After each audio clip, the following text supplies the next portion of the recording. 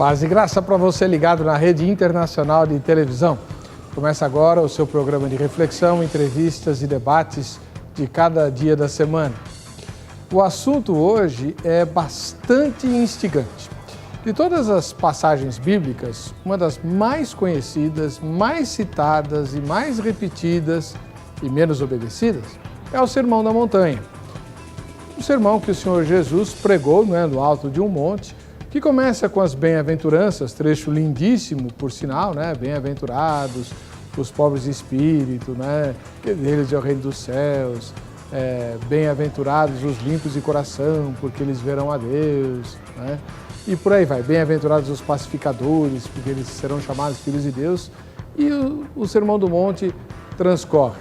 Ele compreende o capítulo número 5, número 6 e número 7 do Evangelho de Mateus. São 3 capítulos, é um sermão bastante longo, onde o Senhor Jesus ensina uma porção de coisas. Entre elas, o fato de que devemos perdoar sempre, que devemos amar o nosso inimigo, que não podemos xingar o nosso irmão, que mais? Não podemos resistir ao perverso, devemos entregar aquilo que nos é solicitado até a mais, não podemos nos recusar a emprestar e uma série de outras coisas.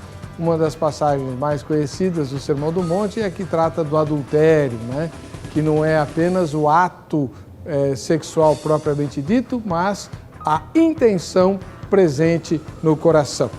Bom,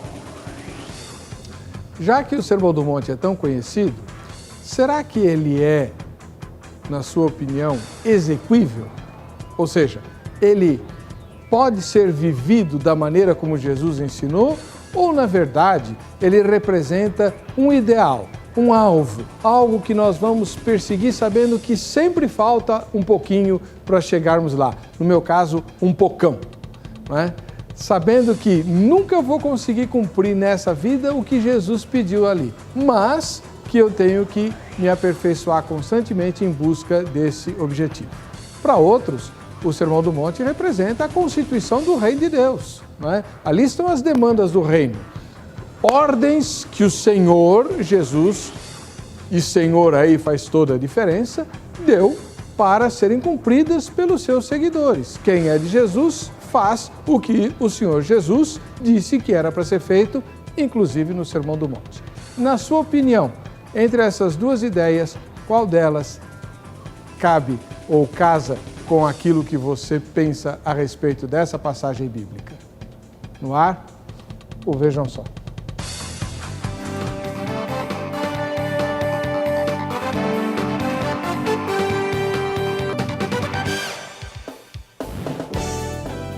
Olá, é com alegria que começamos mais essa edição ao vivo do Vejam Só, produzido pela Rede Internacional de Televisão e transmitido para todas as nações das 3 Américas e também da Europa.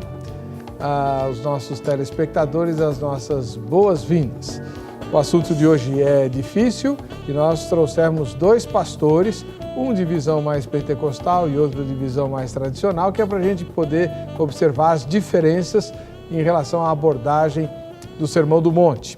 O primeiro deles é o pastor Marcelo Oliveira, que é teólogo, escritor, membro da Academia Evangélica de Letras do Brasil e integrante do Ministério da Igreja Assembleia de Deus lá de Utinga. Paz e graça, pastor, tudo bem? Paz e graça, reverendo Weber. Deus abençoe, uma honra estar aqui, rever o pastor Thomas Tronco e que esse debate seja uma bênção para a glória de Deus.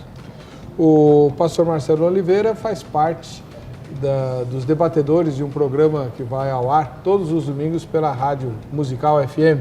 Qual é o horário do programa? Todo domingo às 11 da manhã, das 11 à 1 da tarde. Rádio 105,7 FM aqui em São Paulo. Exaltando a palavra. Exatamente. Aliás, vocês comentaram domingo passado, eu estava ouvindo, que o irmão estaria aqui hoje, E o pastor Arthur mandou-me uma saudação que eu retribuo agora, fazendo o convite. Pastor, faz tempo que o senhor não vem, pastor. Faz tempo que o senhor não vem, E também convidando o senhor, já que estamos ao vivo, para estar lá conosco. O senhor tem que estar lá conosco. Eu não tenho cacife para debater. Que é isso, reverendo Weber? Do outro lado, pastor Thomas Tronco dos Santos, ministro da Igreja Batista Redenção, que viajou para São Paulo, em pleno feriado, para participar desse debate. Pastor Thomas Tronco, seja bem-vindo, paz e graça. Amém. É um prazer estar aqui, é um prazer também reencontrar o pastor Marcelo, um homem muito sério, muito dedicado a Deus. Obrigado. Assim como vocês também. Onde é que fica a Igreja Batista Redenção? Aqui em São Paulo, ela fica na Avenida General Ataliba Leonel, 3.780, pastor Marcos Granconato. Em Atibaia, na Avenida Lucas Nogueira Garcês, 4.958. E em Bragança Paulista, na Avenida José Gomes da Rocha Leal. O senhor está em qual delas? Em Atibaia. Tá bom. É uma viagem daqui para cá. Para vir foi fácil, para voltar vai ser um pouco mais complicado. É verdade. Muito obrigado pela sua presença aqui. Só mais uma coisa. O pastor Marcelo Oliveira, ministro da Igreja Assembleia de Deus, como eu disse, né? Portanto, uma igreja pentecostal. A Igreja Batista Redenção é de linha histórica, né? Sim, somos uma igreja batista. Não pentecostal. Não pentecostal, mas ligada à Convenção Batista com raízes reformadas. Tá bom, muito obrigado. Aliás, o pastor Granconato também faz um tempão que não aceita os nossos convites. Ih, tá intimado. Tá intimado muito ocupado mesmo. Tá intimado no ar. Então. Ele recebe intimação de todo lado. Mas tá bem. Você vai assistir agora a matéria que a repórter Carla Viana preparou e que, de uma certa forma, apresenta o dilema que nós vamos discutir hoje. Vejam só. Embora a principal missão de Jesus aqui na Terra tenha sido dar a vida pelos pecadores, sua conduta terrena não se limitou ao Calvário. Ele dedicou também grande parte do seu ministério ao ensino da Palavra de Deus. Por esta razão, dentre os muitos títulos que ele recebe nas Escrituras, tais como Senhor, Salvador, Profeta e outros, Mestre também lhe é atribuído com muita frequência. Por favor, me diga, mestre, o que devo fazer para ter vida eterna?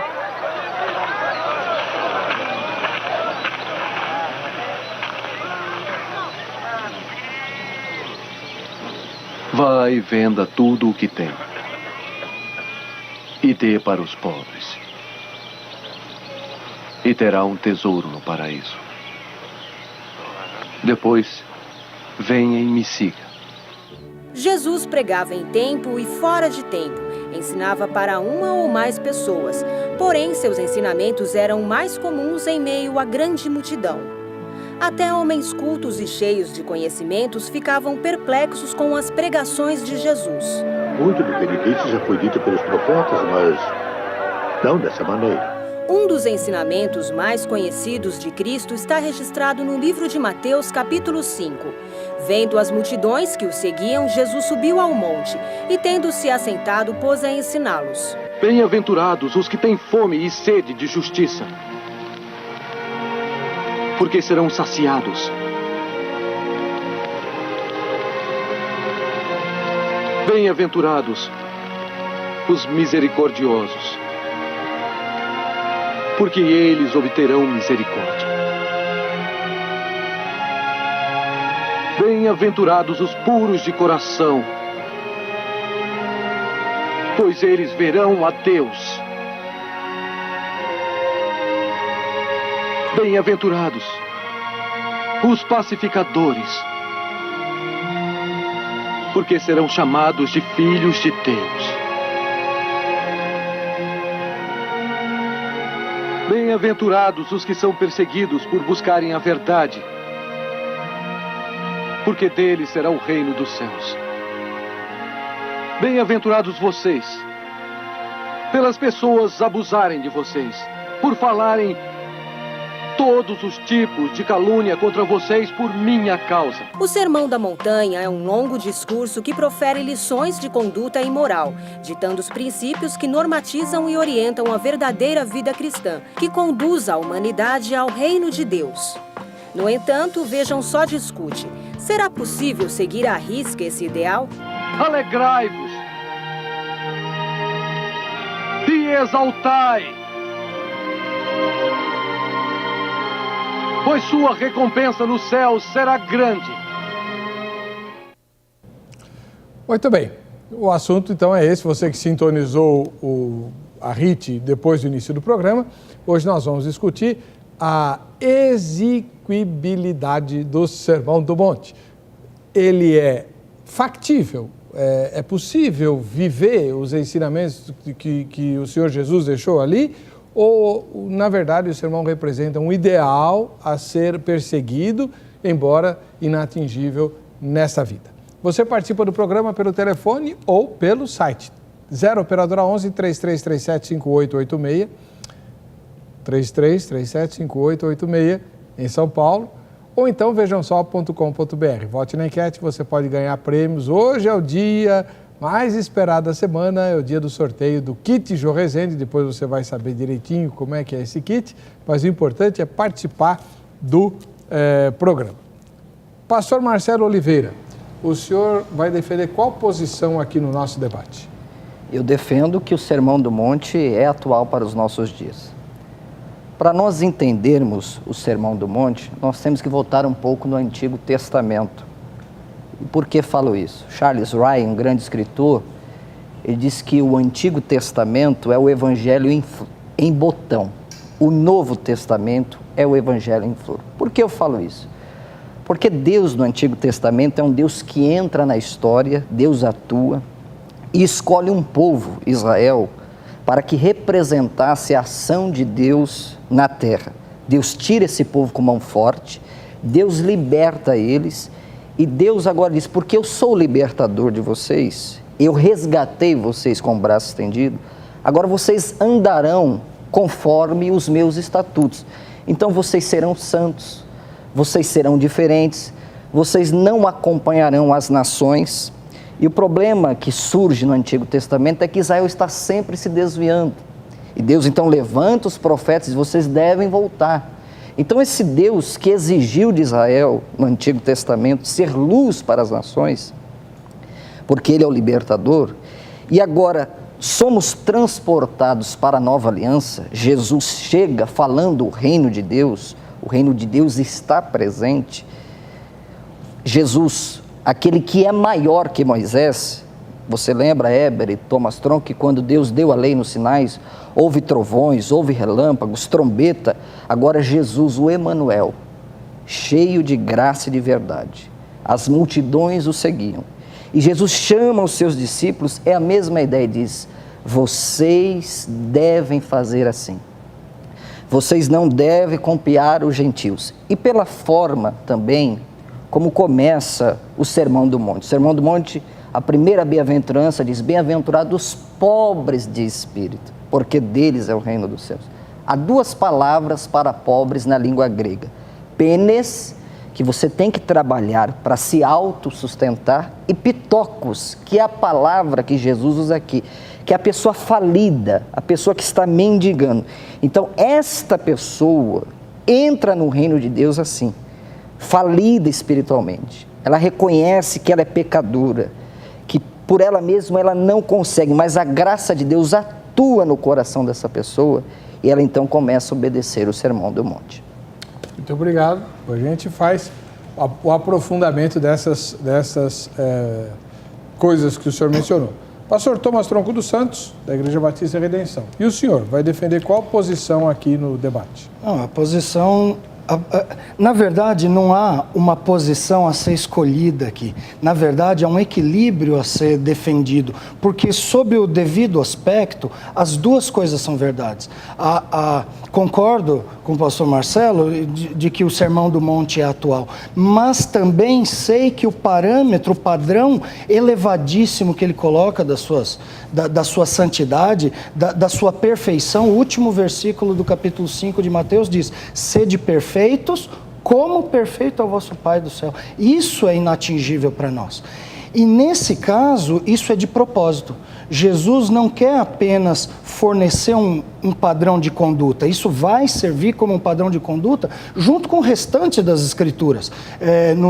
As cartas de Paulo vão abordar aspectos da santidade, da vida cristã que não são abordados no Sermão do Monte e devem ser adaptados à sua mensagem. Mas o que Jesus parece querer transmitir é a ideia de que o homem é culpado ele tá se referindo, ele está tratando com pessoas que estão contentes com a sua vida espiritual, contentes com o seu modo de servir a Deus, escolhendo a norma a seguir, ou escolhendo que nível do parâmetro do cristianismo ou do judaísmo eles iam manter, sem se aperceber da sua culpa. O que acontece no final do Sermão do Monte é as pessoas olharem para a vida delas e falar: eu não me adequo a esse padrão do reino, eu preciso então de uma outra solução. Então a dificuldade não é dizer se nós precisamos buscar o padrão do Sermão do Monte ou se ele não é atingível. As duas coisas são verdades. O duro é a gente encontrar a solução para a tensão criada aqui, porque nós vivemos dias em que a polarização faz as pessoas comprarem uma verdade e rejeitarem a outra. A pastoral da minha igreja, do site da minha igreja essa semana, trata justamente essa questão. E nesse caso, supervalorizar o padrão de vida do Sermão do Monte, sem notar a pecaminosidade do homem que é revelada nele, vai gerar, em primeiro lugar, legalismo.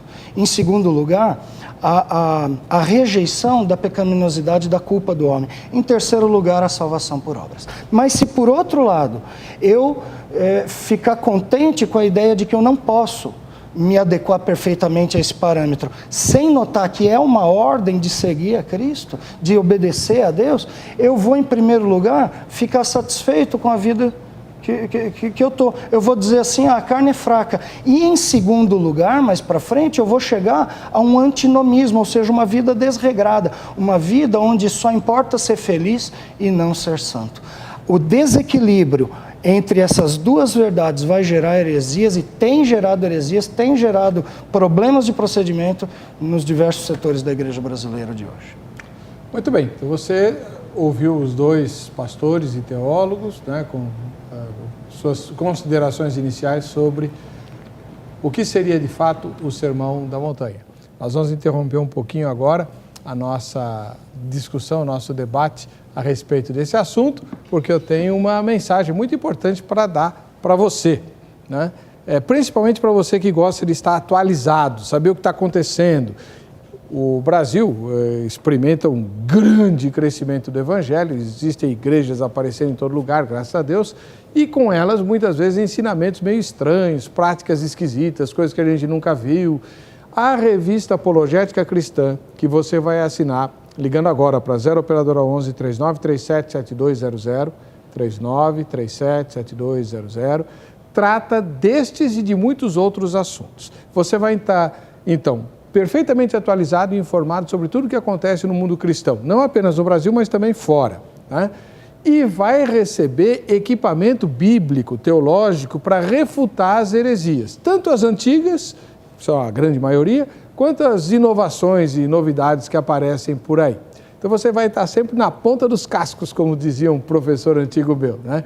Quem escreve para a revista Apologética Cristã são os melhores apologetas da atualidade. Dr. Russell Shedd, Nathanael Rinaldi, Ezequias Soares, uma porção de gente boa, né? O Josh McDowell, eu nunca pronuncio o nome dele direito, vou até parar de falar dele. Enfim, quer um exemplo, né? Você acha que os sonhos são uma forma de Deus falar nos dias de hoje? Por que os místicos e esotéricos também têm revelações por sonhos? Como lidar, como separar com essas coisas? A revista Apologética Cristã trata disso, né? A questão da homossexualidade, será que mudou dos tempos bíblicos para os dias de hoje? O número atual da revista Apologética Cristã traz uma análise escrita por rabinos, não cristãos, rabinos, gente do Antigo Testamento, falando de como a homossexualidade é vista nos tempos bíblicos e como ela deve ser tratada hoje, e por aí vai, tá? O kit apologético não é só a revista, não. Você ligando para 0 Operadora 11 3937 7200, além da revista, vai receber também 3 DVDs. O primeiro deles é esse aqui, ó, O Mundo, a Carne e a Igreja, do pastor Russell Shedd, Dr. Russell Shedd, tá? Esse DVD. Vai receber também esse outro DVD aqui, O Triunfo da Igreja, do missionário Jamierson Oliveira. E mais um DVD, que é um CD-ROM, na verdade, sobre vida ministerial, para você compartilhar com a sua igreja através do computador. Vai receber o dicionário e estudos bíblicos, esse que você está vendo aqui, vai te ajudar a preparar a aula de escola dominical, palestra, estudo bíblico, além de tirar uma série de dúvidas a respeito da Bíblia. E também este livro, Quem é o Perdido, que trata como abordar e tratar adeptos de seitas. Pessoas, às vezes queridas nossas, que já estão nas seitas e aí é difícil lidar com elas. Esse livro traz uma ferramenta muito preciosa para isso. 3937-7200, as 70 primeiras pessoas que fizerem a assinatura vão ganhar um presentaço. Presta atenção, vai ganhar as 6 edições anteriores da revista, que já estão esgotadas. Então você vai ter a coleção completinha da Apologética Cristã e mais 10 CDs com 12 mensagens cada um, 120 mensagens edificadoras para a sua vida, para você começar o seu dia ouvindo a palavra do Senhor aplicada ou terminar o seu dia ouvindo outra mensagem aplicada.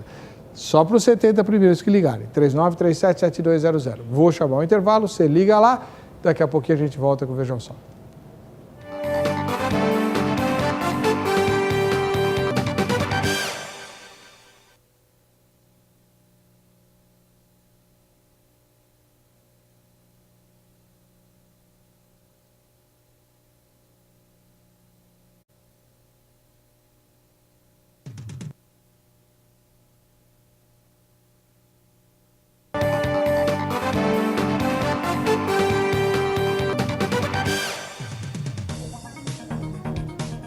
Muito bem, voltando com o programa Vejam Só, deixa eu mandar um ósculo santo para Rosa, lá de Ribeirão Preto.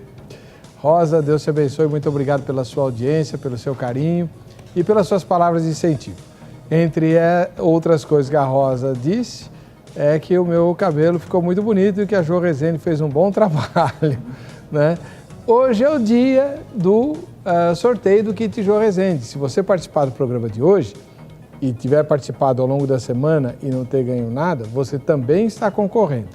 Para participar, você vai ligar para cá, 0 operadora 11 3937, não, 3337-5886, 3337-5886, ou então você entra no site vejamsó.com.br e vota na enquete, que é a seguinte: para você, isso, o Sermão do Monte representa, para você, né? Você não é teólogo, é que nem eu, gente comum e tal, para você o Sermão do Monte representa o quê? 3 respostas. Primeiro, as ordens do Senhor Jesus para serem cumpridas pelos seus seguidores. Ordem se cumpre, se obedece, não é para desobedecer não, desobedecer é pecado, então é ordem, tem que cumprir, não obedeceu, pecado. Segunda resposta, representa um ideal de vida a ser perseguido continuamente pelos cristãos, ainda que nunca seja alcançado nesta vida, né? E terceira resposta, não sei ou nenhuma das anteriores. Vote em uma dessas opções e você pode ganhar o kit da Jo Rezende, e ela mesma vai apresentar. Diga lá, Jo. Oi, amigos. Estou aqui mais uma vez para dar dica para você como cuidar do seu cabelo. Eu tenho uma linha toda natural, a minha clínica faz terapia, são massagens feitas no couro cabeludo para recuperar o fio do cabelo e o bulbo capilar. Você que passou assim por uma escova progressiva, definitiva, por um estresse, por um estado emocional, você que passou pela rádio, pela quimioterapia e também você que tem psoríase. Eu faço um tratamento que você vai conseguir recuperar o seu cabelo. É uma linha natural, não tem contraindicação. Basta você ligar e marcar sua avaliação. E você que é fora do estado de São Paulo, você pode acessar pelo meu site para a compra dos produtos. O meu kit número 1 é para cabelo seco, o kit número 2 é para cabelos normais e o kit número 3 é para cabelos oleosos e com caspa. Gostaram da dica? Eu tenho certeza que você vai fazer a tua consulta e vai tomar um cafezinho e um chazinho comigo. Isso aí. E hoje, no fim do programa, a gente vai sortear o kit completinho, tá? Cariorlando Bernardo, de Recife, capital de Pernambuco. Graça e paz. Tenho certeza que o Sermão do Monte é totalmente possível de ser praticado em nossas vidas, pois o Senhor nos promete que não nos dará o fardo maior do que possamos carregar. O Sermão do Monte é um fardo leve, pois é o fardo do Senhor. Que Deus abençoe a todos. Ô, Caio Orlando, você me faz eu me sentir um ímpio tenebroso. Pecador eu até sou, mas ímpio tenebroso, porque olha, o Sermão do Monte é fácil, é leve, né? É um fardo leve, pois é o fardo do Senhor. Vamos repercutir isso. Pastor Marcelo, o Sermão do Monte é fardo leve? Ele se torna fardo leve quando nós entendemos que nós podemos cumprir o Sermão do Monte não por méritos próprios, mas pela graça de Deus. Retorno à ideia anterior. Bem-aventurado os pobres de espírito, ou seja, aqueles que choram. Qual é o problema da igreja brasileira hoje? É uma igreja que antes confessava os seus pecados, hoje confessa os seus direitos. Então, quando o homem se aproxima de Deus, ele tem que saber que ele é pó, que ele é pequeno, que ele é pecador. Isaías, quando viu a glória de Deus, ele não estava, que nem o capítulo 1, 2, 3 em diante, apontando, ai daqueles que bebem, ai daqueles que adquirem casa sobre casa, ai daqueles que decretam leis. Ele, quando vê a glória de Deus, ele diz, ai de mim, que sou pecador. Novo Testamento, após Pedro participar daquela pesca maravilhosa de Lucas capítulo 5, e Jesus trabalhar com Pedro, e outros textos para frente vai dizer isso, quando ele vê aquela cena maravilhosa, as palavras de Pedro devem ser atuais e nós devemos refletir sobre isso. Ele disse, afasta-te de mim, que sou um homem pecador. Então o Sermão do Monte se torna leve quando nós nascemos do alto. O Sermão do Monte não é para todos, são para os cidadãos do reino, para aqueles que nasceram do alto, para aqueles que chegam a Deus, se aproximam de Deus carente. E as bem-aventuranças, Heber, não é uma colcha de retalho, é uma cadeia só, de modo que é uma progressividade. Primeiro, você lamenta porque você é pecador, depois você chora. Bem-aventurados que choram, é uma das palavras mais fortes na língua grega, é o verbo pentel. Diz, a pessoa chora porque ela sabe que diante de Deus, esse Deus que é santo por 3 vezes, ela não tem predicados, ela não tem direitos, ela não tem nada, ela tem que reconhecer que Deus é Senhor.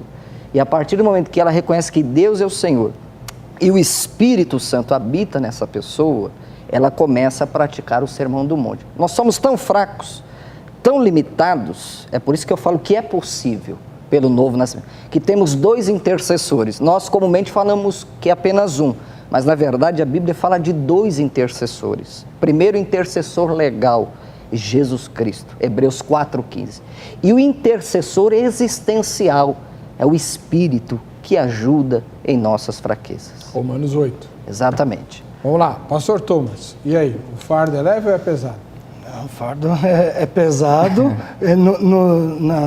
em termos de obediência. A obediência, ela necessita tomar a cruz todo dia, precisamos tomar a cruz, nos negar. Nesse caso, ela é uma bela de uma jornada a ser perseguida, mas, assim como o pastor Marcelo frisou, nós não estamos sozinhos, nós temos um novo nascimento, o Espírito Santo habita em nós. Então, nesse aspecto, segundo a graça de Deus, e por isso eu não estou defendendo uma posição contrária à do pastor Marcelo, pelo menos ele não falou até agora, o homem consegue ser perfeito como Deus é perfeito, que parece que foi o que o telespectador quis transmitir, né?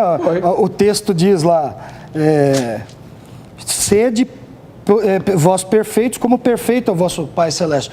O pastor Marcelo não disse isso, de modo que eu não tenho o que contradizer, eu só tenho o que completar. Nesse completar, eu acredito que a ideia de Jesus é justamente mostrar a pecaminosidade do homem. Ao terminar o Sermão do Monte, as pessoas deveriam ter a mesma sensação que aquelas que ouviram Jesus falar daquela mensagem maravilhosa de perdão e de amor e que disseram para ele assim, aumenta a nossa fé. Ou como Pedro, afasta-te de mim que eu sou pecador. Ao vermos a santidade do Senhor, de qualquer modo, nesse caso expresso num parâmetro altíssimo, um padrão altíssimo de conduta, para o qual nós somos chamados e não podemos nos adequar, a ideia é então vou ser condenado. Eu não sou um cidadão para o reino. E justamente assim termina o Sermão do Monte. Apesar de todo o ensino santo dele, Jesus dá três chamados, três alertas sobre a condenação. No